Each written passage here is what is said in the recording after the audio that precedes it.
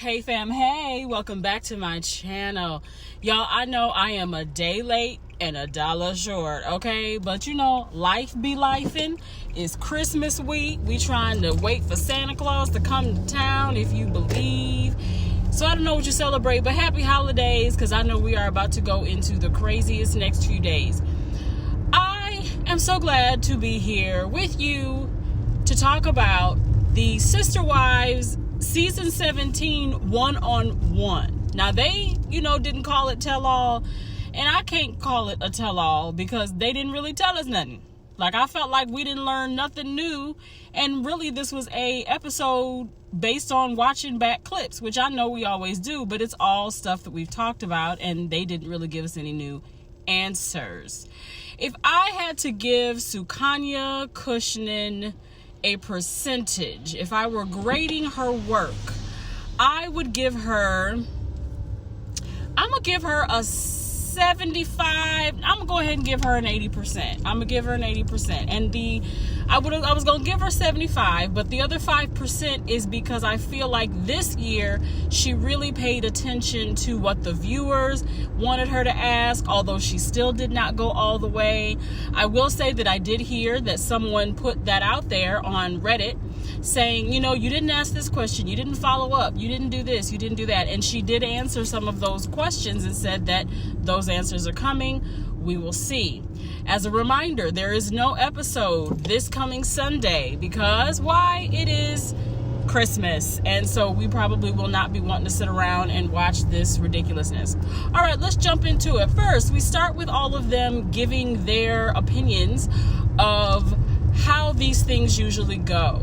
Janelle says that it's hard to do it without the other wives and Cody because, in the past when they could all sit together, they could kind of volley off of one another and kind of fill in blanks where somebody else might leave something out.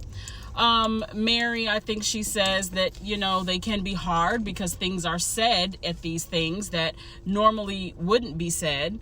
Although I don't know if that's true this season. Robyn is like, well, Sukanya tries to, Suki, because they're on they're on a nickname basis. Suki tries to really just get to the bottom of the truth and, make sense of everything that we say. But I think that this year she has a really hard job ahead of her. Right. Because y'all be lying and y'all be talking behind each other's back. But then when y'all get in front of each other's face, y'all want to act like you didn't say anything. So yeah, she got a hard job weeding through the lies. And then Christine, my favorite response of all was, well, we're basically going to talk about the last year of my life, which was absolutely the hardest time of my life. And then she does this really cool neck thing. We call it, she sticks that neck out like, and what else is there to say? That's what we're going to be doing. So, straight to the point. So let's talk about the fashions. Okay, so I'm going to need Cody to get a little wider cut on them pants. That's what I'm going to need him to do with that. Apparently this is the suit that he wore to Papa Logan's wedding. So, hey, I am not one to say wear something 2, 3, 4 times because, child, right now I'm wearing a shirt. I don't wear it at least 2 times and 4 times. I don't know. But I need a little wider cut on the pant. And he does a gray mauve color combination, which Robyn also tries to match. She does more of the black mauve combination because if I remember, Robyn always does black on the bottom and then some kind of purpley mauve-y color on top. Christine did a beautiful blush colored blouse with black faux leather leggings. I don't know that blush is her color because she is so fair and blonde, but always Christine rules. Christine can do no wrong, and I thought she looked beautiful with her dangly earrings. It was great. Janelle did a floral top with her new hairdo and her slimmed down body, honey. She is working on herself and it shows. Those beautiful blue eyes. Janelle has always had those beautiful blue eyes and they just went really well with what she had on. Meri showed up in another bomber and I think a LuLaRoe top. She did this thing with this kind of straight, maybe Keith Urban hairstyle, swoop to the side. I've heard people say that it's because they feel like she might be losing her hair and kind of getting her mother's hairline. I don't know if that's true. I mean, looking back through the season, she seemed to have a full head of hair. So, yes. So those were the fashions, and they all looked, how they looked. But again, I always say that Janelle and her eyes were beautiful, and Christine and what her ensemble was really nice. And I think the faux leather was just I'm free. I can wear what I want. I don't have to conform to this look kind of thing. So we're jumping into the episode. The first person we see is Cody, who comes into Suki with like he's gonna hug her, and she's like, oh, no. Remember, strict COVID rules. I'm gonna give you this handshake. We gonna handshake because we don't know each other like that. And he sits down and he begins to talk. All the other wives come in, they sit down. We see them adjusting to get ready to speak. We see Cody first. Cody starts right off blaming Christine for what has happened in the season. Oh, child, just leave her alone. She is gone. She left. And I don't understand why, if you thought she was so horrible, if you and Robyn thought she was so horrible, why do y'all care that she's not there? That's what I want to understand. I want to understand why you can't keep her name out your mouth. Child, cut it out. Leave the lady be. She's left. Talk about what happened, but try to not blame her, because it is not all her fault. And the fact that you go ahead and lie on her, that's what we got to get into. So as we get started, Suki asks where Cody was in the conversation with Christine, that they all had in the circle conversation, sitting on the couch or sitting on the porch before he had his mental breakdown. And he said that Christine was already decided and he was in denial. Now, she tells him to go ahead and watch that first conversation back, and we rehear that he was not attracted to Christine. When he asks if she wants to be married, he wasn't ready for her answer. She mic dropped that and said, no, I don't want to be married to you. We can see him in that little box down in the corner where we can see people watching. He was squirming in that little box. Of course, he again accuses Christine of something, and this time it's of being a game player, and uses the pouting and the temper tantrums. And then he accuses her of losing her stuff because he was going to reconcile with Meri. Now, he talked about that later in the episode, so we're going to skip that for now, but just keep that in your brain. Christine got upset that he wanted to reconcile with Meri. I'm going to just tell you now, I don't bit more believe that than the man in the moon. Now, here's what I heard, okay? On the replay, in my mind, this is what I heard. I heard, we didn't marry out of romance because I married you as the fact that you were royalty in the faith. So basically, I didn't marry you because I liked you or I loved you or I was in love with you. I married you because of the place that you hold in the church. You're basically royalty in the faith. Suki looks at him and calls him cold. Says that's a cold thing for a husband to say. This was his excuse. And then she says 2 years later, she kicked me out. I would kick you out too. If you told me you weren't attracted to me. The thing is that this just proves that Christine was trying, because if she waited 2 years after that to kick you out, she was doing the Lord's work. That's all I'm going to say. The Lord's work. So then Christine says she didn't want to be compared to a broken marriage like the one he had with Meri. She was like, why don't you compare me to the one that you got with Robyn, since we want to compare marriages, since you want to do comparison shopping. Why don't you compare me to the marriage that you have to Robyn? And you can basically just tell that Christine is over everything that Cody is saying. She doesn't care about it anymore. It's not her monkey, not her show. She don't care. We cut to Meri saying that Cody should not even have been bringing her up in a conversation with Christine, and that she can basically understand Christine's reaction. Now, I'm going to give Meri a little bit, because I feel like that Meri seemed to be possibly seeing Christine's side. Okay, she was giving her sister wife a little bit of a reason that she could see her being mad, right? And when asked if this treatment has hurt her soul, she says, of course it has. The treatment that you were watching him give Christine is the same treatment that he's giving you. And of course, that hurts your soul. But I could tell that it killed her just a little bit. It killed her softly with his song for her to say, yeah, it has hurt my soul, because she is in it to win it. She believes all the tenets of their faith. So she is never going to blame polygamy for the reason that this marriage with Cody is not working out. Janelle says that she knew Christine was unhappy and that during COVID, she basically reached a point of no return, right? Robyn then says that she would have marched him into a therapist. But Robyn, how would you know? How would you know? You're never going to probably face what Christine and Janelle and Meri have faced, because you are the dutiful, loyal, obedient, compliant, those are all the words he's used to describe you, wife. Those are the same words that I would use for students in my class in the first grade who listened and did what I told them to do. I'm just going to throw that on out there. She says, I don't allow him to not talk to me. Girl, you probably don't ask him to talk to you. You probably curl up in a little ball if he even walks past you without saying something on his way to the bathroom. Get out of here. You start tearing up and dabbing the corner of your eyes. Come on. The thing is we're not talking about him not talking to you or not talking to Christine. We are talking about him saying that he is so unattracted to her that he does not want to have an intimate marriage with her. And he's basing it on her behavior, right?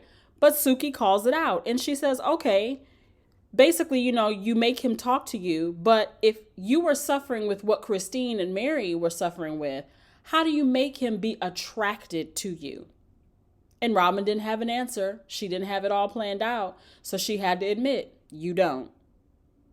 But if it's based on someone's behavior, Robyn will never have to deal with that because she is always having good behavior in Cody's mind. Okay? Interesting. I really wanted to ask or have Suki ask the question, but what do you do if he looks at you someday, Robyn, and says, I'm not attracted to you, or I don't want an intimate relationship with you? You can take him to the therapist. You can have all the conversations. You can make him talk to you. But what if he looks at you at some point and says, I am not attracted to you anymore? What will you do? Your behavior doesn't matter anymore. I'm not attracted to you. But it doesn't matter because Robyn will never not behave. Gross. We keep talking about the non-attraction statement, and Christine decides that she's not going to fight anymore. Christine says, I'm done then. If you're not attracted, I'm out of here. Christine was mad that he spoke to her like a child and called her behavior bad. You have bad behavior. Man, who the hell are you? Why don't you try daddy and the 18 kids you got and not your wives? And you might come out looking like at least a bit of a human being. Cody discusses that the family bond has been broken and that it's odd that one person can do that. Of course, again, he's talking about Christine. She is not the person who broke the bond, Cody. You are the one who broke the bond. Right? In the words of the king of pop, Michael Jackson, try starting with the man in the mirror. Go ahead, Cody. Make that change. Did Robyn know what Chris was going to talk about when they sat down? And this was the number one time that she wants to start choking up. She's like, I knew that, this was just, it was going to be hard. I knew this is what you were going to talk about. And even on the couch, she starts to get that little, okay, I'm about to go into my crying thing. And she gets that little throat thing going on. She clearing her throat. All that was that tear trying to get closer to an eye socket, and it still hasn't made it. So we're going to see what happens maybe next season. As Meri is watching, she's shaking her head no, and she's the one who's on screen talking. So she said that they had decided to make a promise to love each other and respect each other and stick through it. And she's shaking her head no through this whole thing. Like, yeah, that was all BS. Like either she thought, oh, yeah, that was BS and we fooled you. Gotcha. Or what was that? Like, why would you be shaking no to your own statements? Or maybe you just don't believe it anymore. Are you trying to blame that on Christine too? Because it seems like that was starting to happen before Christine. Janelle then says again that she did not sign up for patriarchy. And of course, he negates what she says and says that actually she did. I swear, Cody treats these women like they are mental patients who can't speak for themselves or sign documents with something more than an X. Like they don't know what they signed up for. Janelle is the smartest probably out of all of them, which is why she could say later on that, if Christine doesn't believe what you're dishing out, a contract is between two people. She cannot like something, you cannot like something, but a contract is between two people. Is Christine still your sister wife? Robyn says, in my head she is. Girl, so are all the other voices in there. Robyn talks about dreaming of hanging out with Christine when they got older, and then she cries and thinking that one day maybe, since Cody was out of the picture, that she would maybe open herself up to Robyn. I don't know why. Again, you talked about her behind her back. You called her a liar to her face. So how is that supposed to work? That's not how any of this works. Not how any of this works. Why doesn't she want a relationship with you? I just don't understand. Now, I'm going to tell you, this part with Suki kind of made me confused because I was like, Suki, you doing good. Why are you backtracking and softballing Robyn? What do you mean you don't understand why she doesn't want a relationship with Robyn? Because of all the reasons that I just listed and then some. Her real reason, if she were to really say it, is because I carried my plan out to completion. Do you think that she thinks you sabotaged her relationship? Yes, and she should. That is not the response that Robyn gives. She gets very indignant. Well, if she thinks that, then that's not true. I did nothing but support her relationship. In between stabbing her in the back? Okay. Christine thought that she and Robyn were okay, right? But she does not like Robyn, or she does not like Meri. She has told her, you cannot sit at the cool kids' lunch table. Robyn can at least walk by without getting food thrown at her. But Meri, don't even come in the lunchroom because nobody in here likes you. We are not going to be friends. Don't come sit next to me in choir, band, none of that. Because she feels unsafe with Meri. She didn't know where Meri was coming from. She didn't know which face Meri was going to show up with. So she ended the relationship. She would put her down in front of her family. Meri would put Christine down in front of her family. And because, again, she didn't know which face she was going to be seeing that day, she wasn't somebody that she wanted to fight for having a relationship with. I just have a question for everybody who's listening, though, to this little podcast. Did anybody take a drink every time Cody said, run their will into mine? Because if you didn't, we all should have. I was like, I'm going to run my fist into your throat if you say that one more time, man. Cut it out. Then he tries to make it out like Christine and Janelle asked to be in the family. And he actually says that. Christine asked to be a part of the family. Janelle asked to be a part of the family. And I'm going to tell you, when that man started to pant like a dog as a way to describe how he saw Christine and Janelle begging to be a part of this family, I wanted to jump through the screen. And then basically called them pygmies. Wow, the gall, the unmitigated gall of that man to do what he did on TV in describing these women. Janelle says that she doesn't know where Cody is spiritually. They haven't talked about it, which means I guess he's not holding church services in the living room anymore, even before COVID. Now, they talk about the fact that Robyn says that Christine must commit adultery before she can get out of the marriage. Oh, golly. Wow. I've never heard of that. But Janelle does say that it's a part of their religious dogma. Yeah, nah, that ain't happening. Okay, so let me ask this then. If that's how you get out of your marriage, was your marriage severed when you slept with Cody? Was that when you were done being connected to your first husband? Or did you go through doing all the paperwork and getting permission?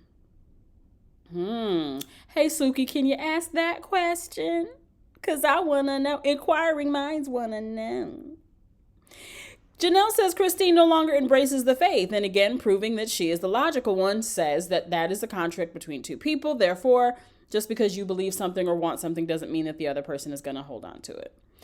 Robyn keeps referring to beliefs.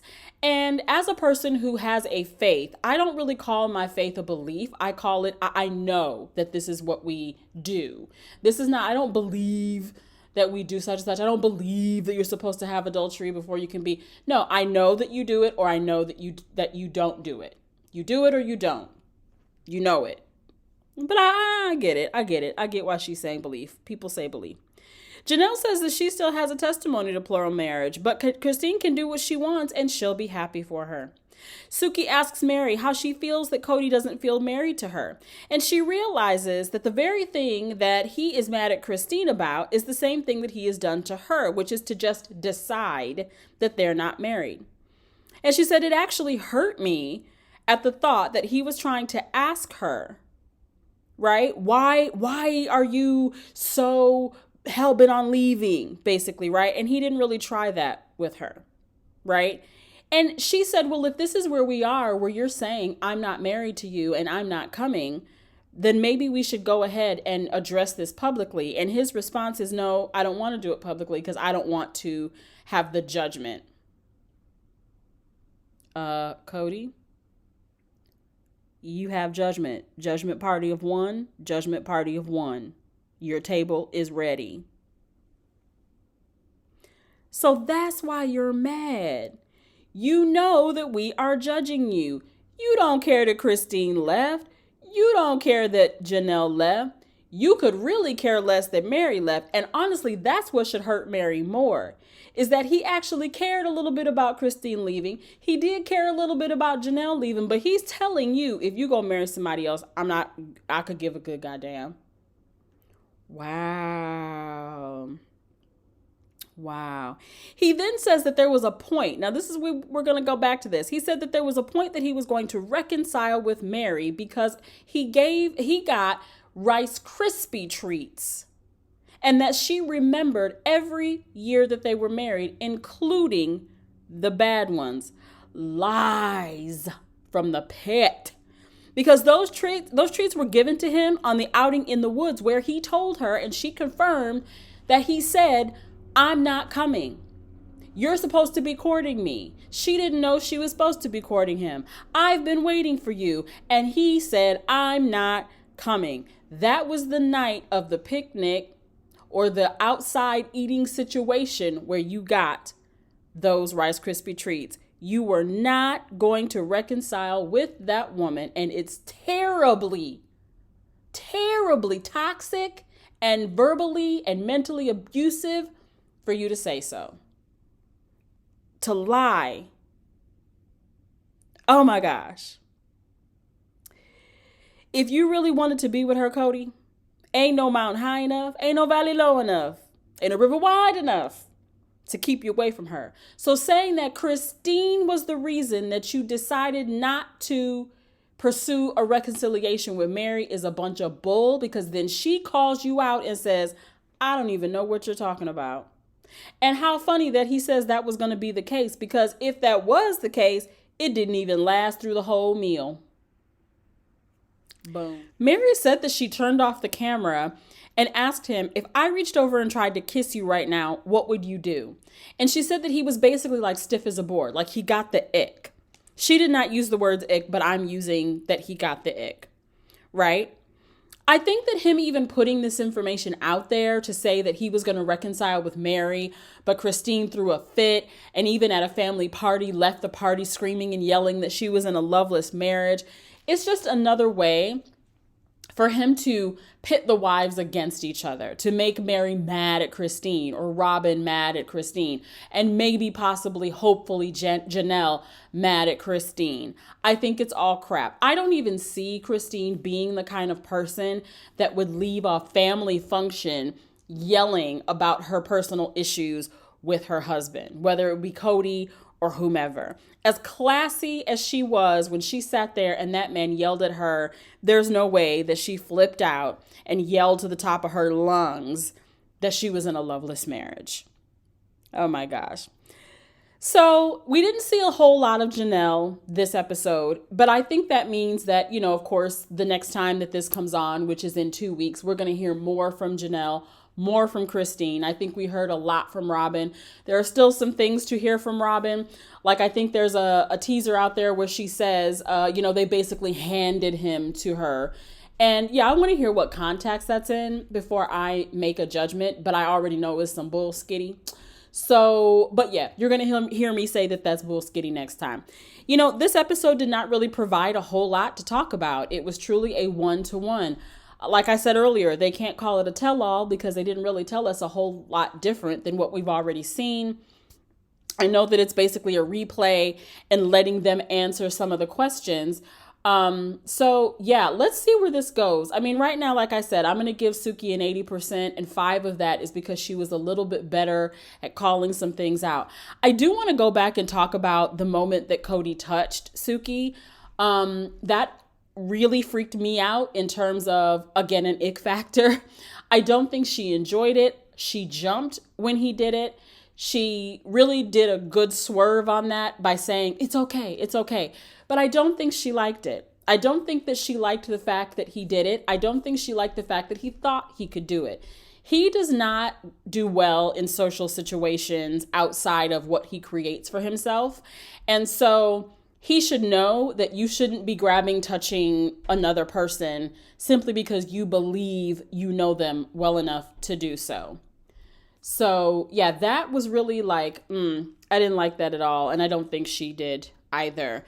He didn't read the social cue in the beginning when she gave him her hand and didn't give him a hug. So yeah, I would love to hear like what she thinks after these tell-alls with them specifically. But y'all, we're coming down to the end. We have 2 more one-to-one episodes to go. I do kind of wish they were in the same room. The one-to-one thing is fine, but I really wish they could all be in the room when some things are said. But I think maybe there's a liability there because, who knows what we think will happen. All right, y'all, that's all I got. I'm wishing you a happy holidays, whatever you celebrate. Be safe. I hope you get your heart's desire. But please remember, the reason for the season is to give, to celebrate, be with family, rest. I hope that you are all off of work for a long time. It's been so great. Someone did ask me before I go, someone asked me when I was going to do a live. And this is what I say. If I can get to 2,000 subscribers, I will do a live. I will do a live and we'll answer some questions. I am going to also be putting some new videos up on this channel discussing why I left teaching, because I did have someone ask me that. I taught for 19 years and walked away from the classroom at the end of 2021. And I've had people ask me about that. So if you want to hear that story and some of my teacher stories with my kids, with admin, and just, teaching in general, feel free to come back for those videos, because when Sister Wives is over, we'll have something new to talk about, and I am going to tell those stories. All right, y'all. Love you. Remember, if there's something you want to do, go ahead and do it. Don't let anybody stop you, because there's enough room for everybody. Peace, love, and hair grease. We out.